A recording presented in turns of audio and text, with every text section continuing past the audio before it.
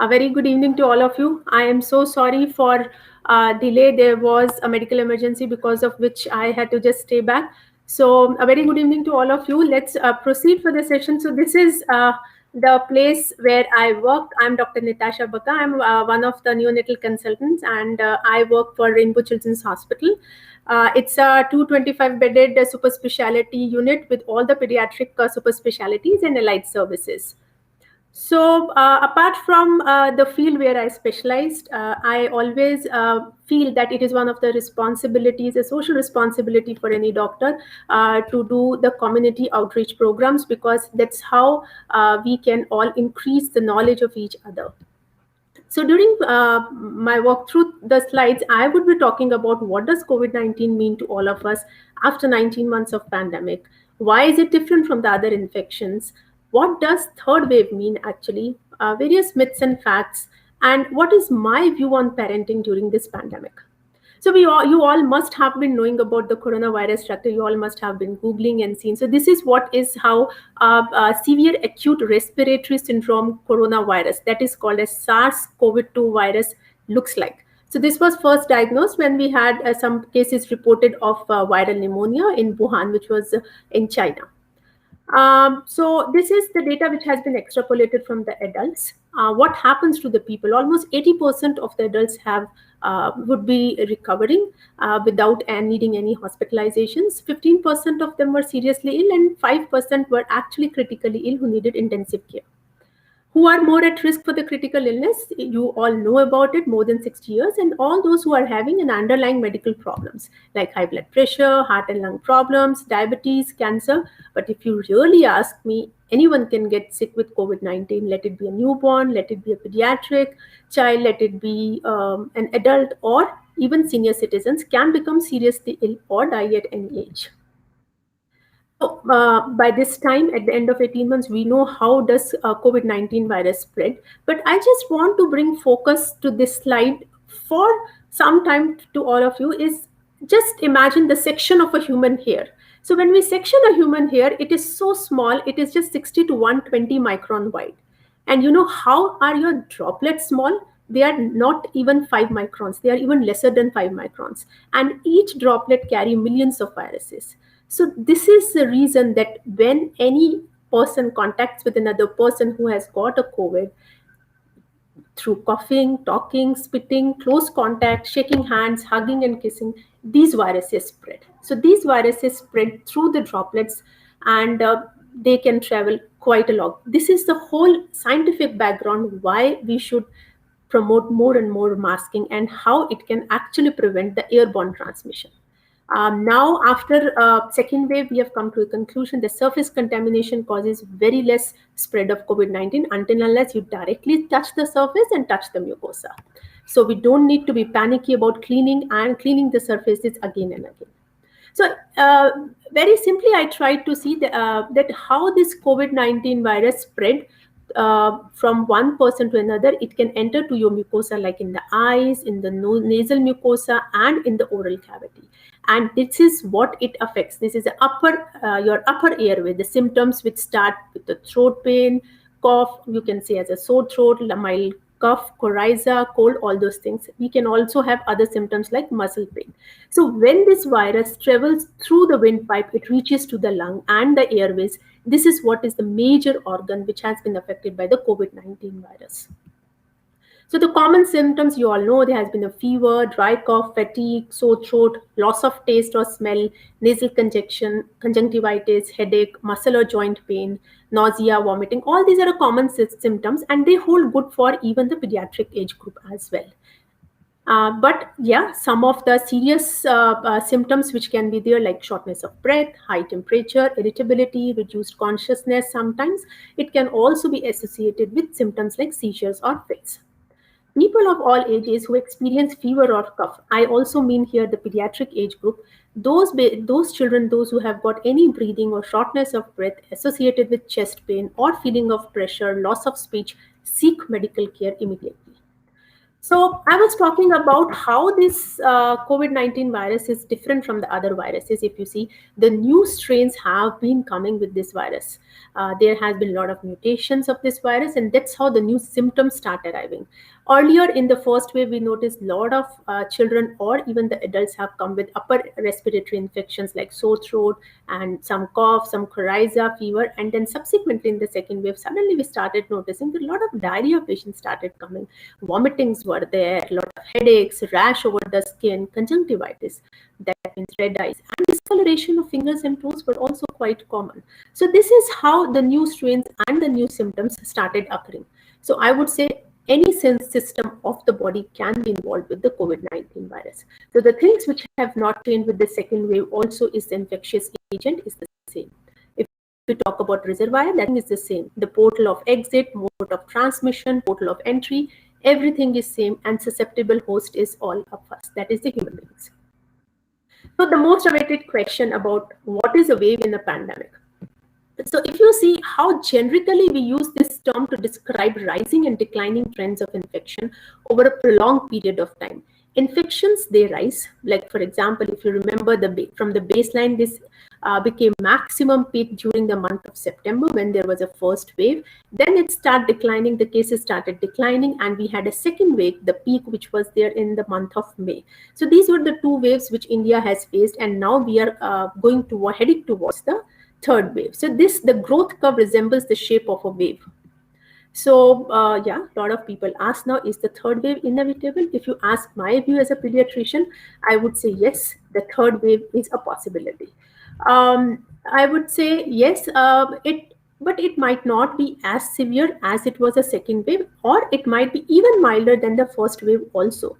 So we need to understand what best we can do at this stage to prevent this third wave, because it is inevitable, it is going to come, but how best we can prevent and minimize the pain which all of us have gone through during the second wave. So I would say this is our responsibility to break the chain. How do we break this chain? So if you remember my first slide, I tried to show that how the droplets from cough spread from one person to another person. So if this person is not wearing a mask, and the spread to the person who is wearing a mask would be less, but the person who is not wearing the mask is going to have a maximum exposure. So if both of them are wearing mask, you can imagine how significantly the exposure is decreased. So mask reduce the airborne transmission. It's very, very important not to leave masking in any of the community gatherings, or even if you're staying at home as well. That's very important. Nowadays, it has been suggested double masking in few common areas, like if you go to a hospital visit for whatever reasons, if you are there in a community, if you are there in the masses, you must have a double mask. Make sure you store your mask and wash your mask properly. Do not throw the mask directly into the dustbin. Always wrap into a piece of paper or into a poly bag and then throw the mask. 3 times to practice social distancing. It's very important whether you are at home or you have some symptoms or you are outside your home. So again, just to remind you, the first figure which I said, the maximum distance for a sneeze or a cough is almost 9 meters. So that means it's 29.5 feet. So what we are asking is to maintain at least a 6 feet distance, because so that we can minimize the amount of droplets which can transmit from the infected person to a normal person. This is what is going to prevent or break the chain for the third wave. Wash your hands properly. If your hands are not visibly dirty, make sure you frequently clean your hands using the alcohol-based hand rub. That's very important. Apart from all those things which you already know, like social distancing, good masking, good hand washing, this is a very, very important point. The topmost, get a COVID-19 vaccine. This is very important at this stage. This is going to help in preventing the spread of COVID-19 infection as well as prevention of the third wave. A lot of people ask, when should I get tested for the COVID-19? Anyone with symptoms should get tested for the COVID-19. People who do not have symptoms but had a close contact with someone who is or may be infected should also get themselves tested. If at all you get positive for the COVID, you should make sure you are isolated in this single room or a separate room, and make sure that the room is well ventilated. This is going to prevent you also from other secondary infections. A very important question again, what is the timeline of discharge from isolation? If you have been tested PCR test positive on day one, isolation for 10 days from the day of positive PCR test, and then discharged from the isolation by 11th day. And if at all, sometimes it might happen that the symptoms still persist all throughout 10 days of isolation, you should add another 3 days of isolation without symptoms. So that means total discharge after 14 days of the first symptoms. So that means somewhere around isolation should be for 10 to 14 days depending upon your symptoms. We also in our in any of the hospital premises follow the same guidelines, because we have so many other people who get exposed, let it be nurses, let it be junior doctors, we all follow the same guidelines of isolation. Now, COVID in children. Yeah, if you really ask me as a pediatrician, we did see a lot of COVID positive children in our in the second wave, but the effect on to the children has been very less. So among all the COVID positive cases in children globally, 0.1 to 1.9% resulted in hospitalization, which is very, very minimal number. So I can claim it less than 2%. Children who comprised around 1.3 to 3.2% of total reported hospital admissions. And if you really ask about mortality, it was not even 0.1% of total of 0.47 million deaths. This is the data from WHO, which we can very believe. Why I tried to put this data is there is a lot of panic among the parents at this stage. If at all third wave comes and it is going to affect the children, please don't panic, because this COVID in children might be still very, very mild. The two factors which favor the children for the less severe disease is, number one, children have got a very fewer chemical receptors that facilitate the viral entry, and their immune system is more primed. However, were a large number to be affected in the future wave, even if we expect the third wave is going to affect even the larger number, that would also result in a substantial proportion of children being afflicted. As per data collected from wave 1 and wave 2, the children are less likely to require admissions in the intensive care units. Till now, being one of the biggest pediatric hospital of this side, I would say we have been seeing a lot of pediatric patients, even the newborn babies with COVID positivity, but they have not been requiring admissions. And even if they have required admissions, they have not been requiring an intensive care system. Yeah, another question, which is like, is COVID-19 going to be very, very dangerous for the children? I would say don't panic at this stage. It is, I mean, the reason for the panic among the parents is, I would agree, yes, there is more chances of the children. I'll tell you the scientific reason behind it. The very first reason, if you remember in the first wave, why all the elderly people got affected, because of the lower immunity or because of the various secondary problems in them, various secondary diseases in them. But in the second wave, why the adults got affected? Because by that time, all those elderly people were vaccinated. Now, all the middle-aged adults are also vaccinated. So the only our little ones are left who are not vaccinated. So they are going to be affected with that. So yes, there is a possibility there might be increase in the rise of children, but rest assured the sickness is going to be lesser. But even if it happens, the pediatric subspecialty is all equipped to help these little ones. How best we can do, what as a parents you can do, is improve the immunity by a healthy diet. If you really ask me what exactly the healthy diet means, I would say it's a homemade food. The freshly prepared food is going to help these children. Regular physical activity, be active at home, whatever, wherever you are. Make sure that all the exercises you can do, all the exercising, you can encourage your children to do these classes online. They can dance to the music, they can play active video games, they can do skipping at home, and do some muscle strengthening and balancing exercises also. As an adult, we should always be committed to 30 minutes of daily exercises at home and 1 hour of daily for the children. It is really important. Another important fact which I want to say and approach the parents to say not to miss routine vaccination, because during COVID, I understand all of us are panicked. We don't want to take our children out because we can't put them on masks. We can't help them out for various things. But I would say the other illnesses have not gone, especially in the Indian subcontinent, because polio would still can come, measles can come, rubella can come, diphtheria can come. So all these vaccinations are very, very important.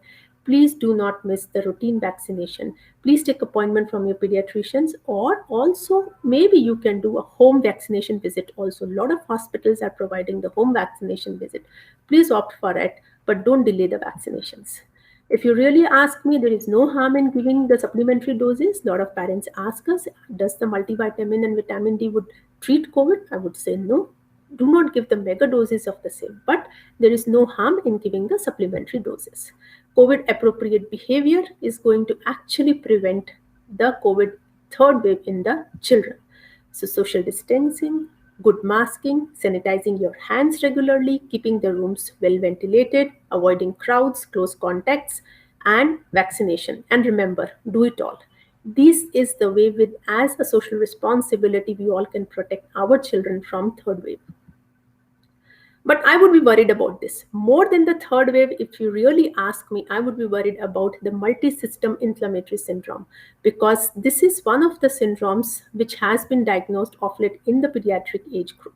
You all must have been listening in the news as well as reading in the newspaper that this is one of the system with one of the syndromes. I mean, it's a kind of illness which happens to the children either post COVID-19 infection or sometimes because of the COVID infection which has been there in the adults who stay with these children. So any context or the infection in the child per se can lead to the MISC. So the common symptoms are fever, abdominal pain, vomiting, diarrhea, neck pain, rash, and bloodshot eyes, that means conjunctivitis or red eyes, and feeling extra tired. Remember four things which you need about the multi-system inflammatory syndrome as parents. It's a rare condition. Don't worry, it's not common. It's worrying, but it's not common. It might show up the symptoms in few weeks of COVID-19 infection or after the contact with the adult who suffered with a COVID-19 infection. It might cause inflammation in all the organs, multiple organs like heart, like lung, like kidney and brain, leading to the various symptoms like fever, abdominal pain, vomiting, diarrhea, and all those things. So why I want to lay stress upon this conditions and this slide is, make sure if any such symptoms happen, please don't keep the children at home. Visit your pediatrician. You can visit online or you can visit physically. Any fever which is lasting more than 24 to 48 hours, poor oral intakes, dull activity, any change in behavior from routine, diarrhea, vomiting, abdominal pain, red eyes, please do not use over-the-counter medication to treat the little ones during pandemic. This can be one of the early signs for the multi-system inflammatory response syndrome. Uh, it's not only important to take care of the physical health of these children. It's very important to take care of the emotional health. So these are the few slides which I want to just highlight for all the parents, those who are going through this difficult situation, that keep the situation positive at home. It's very important what kind of behavior you want to see in your children. You have to behave the same way. Please get real. Can your child actually do what you are asking them? I mean to say, sometimes it might be that you want your child to be quieter for almost whole day, which might not be practically possible. But at least you can ask them to be quiet for 15 to 20 minutes, which they would definitely agree to it. Praise your child when they are behaving well. Help your teens to stay connected with you. These are few things with which you can keep your children positive. When your children misbehave, make sure, take a pause, count at least 10, and then try to talk to them, because millions of parents say it helps. Just take a pause before you misbehave with your child when your child is actually misbehaving. Use consequences and redirect, because any kind of difficult behavior, if it is caught early, it always have a better solutions. Keep a calm and manage the stress. Always remember, you are not alone. There are millions and millions of people, those who are suffering from this problem, right? They are going through a lot during this pandemic. So take a break in between. When your child is taking rest or sleeping, make yourself that you also fall asleep or have some relaxation time with your friends, or you can talk to somebody on phone, have a good tea, listen to your kid, give them some time. That's very important. Set aside time to spend with each child. If you have one children, two children, or three children, it can be just 20 minutes or longer. It's just up to you how much time you can spend. It can be at the same time all the day when your children or teenager would be actually looking for it. So if you spend your, this is what how I do always with my daughter, that yes, I know I have a fixed time with her and she would be always waiting for that time where I make sure that is dedicated time for your child. Talking about COVID-19 is very important because they already have heard something. Silence and secrets are not going to protect your child. Honesty and openness do. So make sure you talk to them, make them understand why we are restricting their movements, why we are asking them to put a mask, why we are asking them to wash their hands. They would understand it better. Again, praise your child when they are behaving well. This is going to help and going to bring a better times. Just to summarize about the emotional health of your children, create a routine. Give them a timetable to follow right from morning till evening. Listen to your child. Check in frequently. What do they want to talk? Look for all the signs of anxiety, whether they are getting scared for something, whether they are getting worried for something. Teach the various coping skill, how they best can cope with all the difficult times. Focus on controllable tasks like hand washing, using mask, maintaining social distance with the friends. Encourage positive thinking. Stay connected and seek professional help. Don't forget, if at all they need help, please visit your psychologist or pediatricians whenever needed. This is important. I have few slides about the myths and facts which I have actually collected after the various experience from the questions which has been asked by the parents all the time in last few 18 months, that hand sanitizers can be used often. They are not going to affect your hands in any ways. Neither they are going to create any antibiotic resistance. So please use hand sanitizers as often as you can. Alcohol-based sanitizers are safe for everyone to use. They are not going to cause any relevant health issues. The amount of alcohol based sanitizer is very important, so make sure you use an adequate amount of hand sanitizer which covers the whole surface of your hands, and at least you should use it for 20 to 30 seconds. Touching a communal bottle of alcohol based sanitizers will not infect you, so please use it freely. An alcohol based hand rub is listed as a WHO essential medicine, so you all should use it at this stage. And it is safer to frequently clean your hands, not to wear gloves. We often see when people are traveling from one place to another place, they always prefer gloves because they think they can just throw the gloves afterwards. But this is not a replacement of sanitizing your hands. So make sure that you use this frequently. Do vaccines against pneumonia protect you against a new coronavirus? Is a very frequent question which is being asked.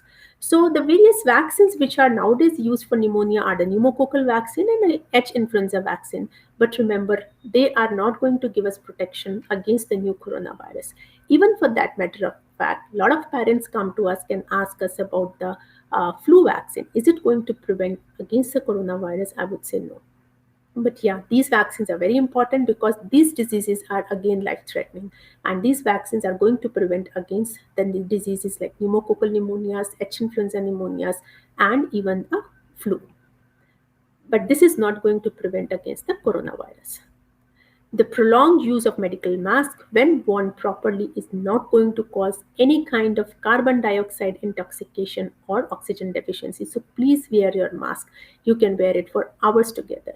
We in the hospitals wear these masks for almost 12 hours altogether, and sometimes the double masking as well. So it doesn't cause any problem if it is worn perfectly. Another question which is asked, can people wear mask while exercising? I would say avoid using mask if you are doing exercising because it might be causing difficulty while breathing, but maintain social distancing as well as try to avoid doing exercise in the closed atmosphere, like avoid gymming and all those things at this stage. But open space, yes, the exercising should be promoted. The likelihood of COVID-19 being spread on shoes and infecting individuals is very low. But as a precautionary measure, as a pediatricians, what we suggest, particularly in the homes where you have infants and small children who crawl or play on floors, consider leaving your shoes outside at the entrance because this is going to help prevent contact with the dirt and any other waste. In general, not only about the COVID-19 virus, but yes, it should be always left outside the home. Another fact, water or swimming does not transmit the COVID-19 virus. So you can actually send your children for swimming, but make sure all the swimming ethics should be followed. 1 meter distance should be followed. And all the parents should remember if their children are having any symptoms, should not send them for swimming. Vitamins and mineral supplements cannot cure COVID-19. Micronutrients such as vitamin D, C, and zinc, they are critical for the well functioning of immune systems, and they play a vital role in promoting the health and nutritional well being. But if at all somebody asks it is important for preventing COVID 19, no, they cannot. They cannot treat COVID 19. Antibiotics are not made to treat COVID 19 as of now. There are no such antibiotics which are available. We have also seen a lot of parents coming with frequent saline washes of the nose for their children. The regular rinsing of the nose with the saline is not going to help preventing the coronavirus. So please do not promote it. Last but not the least is COVID-19 vaccination. So what do we know about the COVID-19 vaccination? COVID-19 vaccination is going to help us in preventing the severe illness. It is not going to prevent COVID-19 disease. It might prevent to some extent, but yeah, it definitely works. And for that matter of fact, I would say any vaccination, whether you talk about measles vaccine, whether you talk about DPT vaccine, or you talk about rubella vaccine, it definitely prevents the severity of the illness, but might not be 100% protective against the disease. So what you must still continue to do is protect yourself and the others. Wear the mask, maintain the social distancing, and do a good hand wash. Before we proceed for the question and answer sessions, I have few questions which a lot of parents have asked me. So if you have a job, where do you work? I would say I work at home and I do a telework if it is a possibility. As a doctors, it is not a possibility to work from home. We have to be always on site. But yeah, those who all can work from home should work from home. How do you usually travel for daily or regular activities? I would suggest walking along. Try to avoid public transports, try to avoid buses, try to avoid commute with the others, those who are not living with you. But yeah, as a family, you can move together. When going into the public buildings like stores, municipal buildings, when do you clean your hands? So you should clean your hands when you arrive home and before you leave the house. That's very important. Whenever you touch the contaminated surfaces, also you should make sure you clean your hands. And another question, how do you greet people? I would say don't shake hand, don't do hugs and kisses at this time. Make sure you give your elbow to touch, keeping your hands and body parts away. And you should stay at least a meter apart. How do you decide when to go to indoor public places like restaurants and religious services? I would say avoid as maximum as possible. Do not visit public spaces, especially which are indoor public spaces. Whenever you cough or sneeze, what you should do? You should close your mouth and nose, maybe either with a bent elbow or with a handkerchief. It's very important. And how do you keep in touch with a friend or a family member who is 60 or over? Maybe I would say use your phone calls at this time, use your video apps at this time, because the person who is there at home who is more risk of infection can always get more infected. So make sure you can try reaching out them through phones or the video apps. My last slide, because it's not only the pandemic which we are suffering from, we are actually suffering from infodemics. There is so much of information, loaded and loaded of information which is available on the net, but without understanding whether that information is correct or not, we all are transmitting that information through WhatsApp, through Instagrams, through Facebook. So if at all we do these four things, if you see this person did not send a rumor in the group chat, you see how much of information can be blocked. If there is a person who double checks the facts before transmitting this information, it can still be stopped.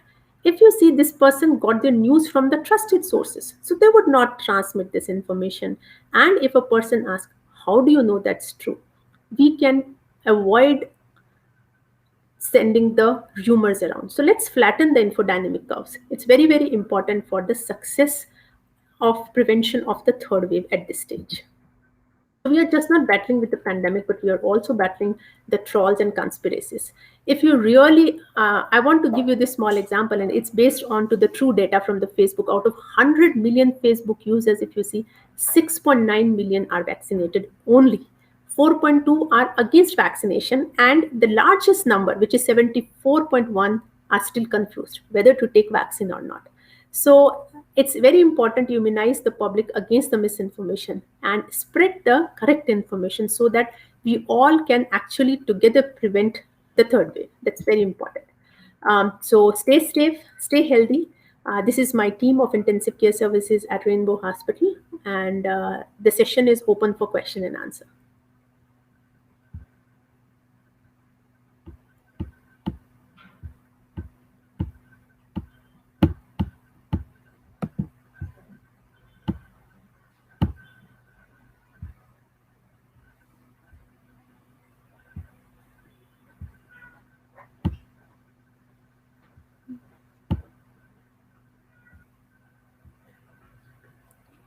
question and answer.